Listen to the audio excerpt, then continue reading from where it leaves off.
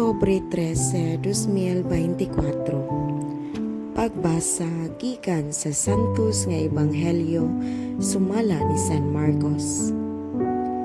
Sa diha nga mulakat na unta sa Jesus, may tao nga midagan ngadto kaniya, miluhod sa iyang atubangan ug nangutana.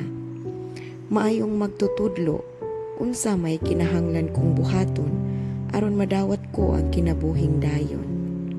Nangutana si Jesus kaniya, nganong miingon ka man nga ako maayo? Walay maayo gawas sa Dios. Nahibalo ka sa mga sugo, ayaw pagpatay, ayaw panapaw, ayaw pangawat, ayaw pamakak, ayaw panlimbong, tahura ang imong inahan o amahan.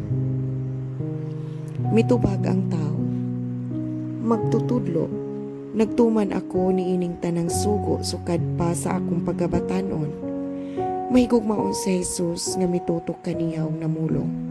Usara ka butang ang kinahanglan mong buhaton, lakat ug ibaligya ang tanan mong katigayunan ug ihatag ang halin ngadto sa mga kabus ug maangkon mo ang bahandi sa langit.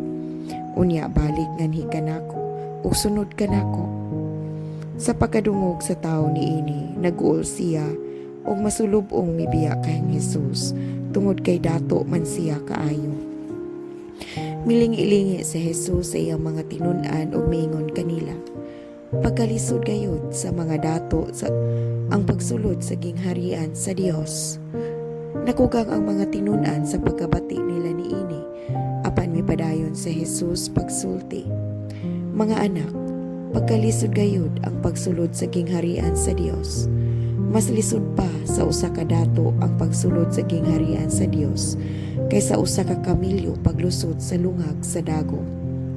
Nahibulong pag-ayo niini ang mga tinun-an ug nagpangutan anay, kun mao kana kinsa ra man di ay ang maluwas. Mitutok si Jesus kanila og mitubag, dili kini mahimo sa tao apan mahimo sa Dios, kay ang tanan mahimo gayud sa Dios. Unya misulti si Pedro, nasayod ka nga gibiyaan namo ang tanan ug misunod kami kanimo. Miingon si Jesus kanila, tinuod ka na ug sultihan ko kamo nga ang mubiya sa iyang panimalay o sa mga igsuon o sa mga inahan o sa mga amahan, sa mga anak o sa mga uma tungod kanako ug tungod sa mayong balita, makadawat ug labi pang daghan niining kinabuhia. Makadawat siya ginatus ka mga balay, mga igsuon, mga inahan, mga anak ug mga uma, bisan tuod ug lutuson siya, ug sa umaabot nga kalibutan, makadawat siya sa kinabuhing dayon. Ang Ebanghelyo sa Ginoo.